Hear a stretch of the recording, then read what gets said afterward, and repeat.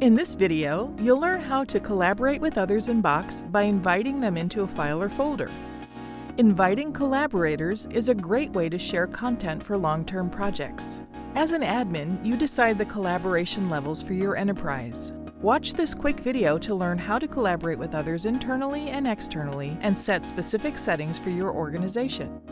In Box, there are two ways to share content with others. Shared links are unique URLs that give the recipient view-only access to a specific file or folder, while inviting collaborators lets someone have more in-depth access to files and folders. Collaboration is a two-way relationship with an individual who has been invited into a file or folder.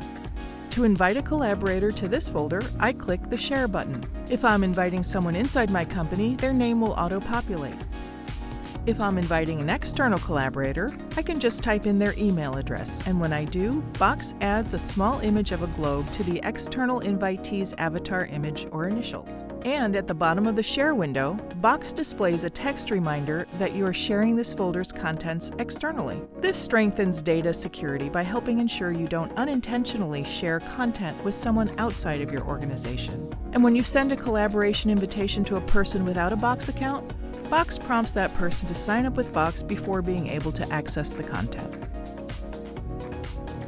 Now we'll determine the roles we want to assign the collaborators. Click the Invite As drop-down menu. Box displays a list of roles. Editor is the default role. Click the role you wish to assign to the collaborator. There's an optional message field where you can type a message of up to 750 characters for the collaborator. Click Send and you'll see the green bar that says 2 collaborators were invited successfully. Now in the sharing pane to the right, you'll see the names of the people you just invited. You'll also see the access level you assigned them. The access level can be changed for each invitee by selecting the 3 dots and changing the level. Depending on their access level, collaborators can view, edit, upload and download documents, leverage collaboration tools like comments, tasks, and annotations, and receive updates on actions taking place in the folder.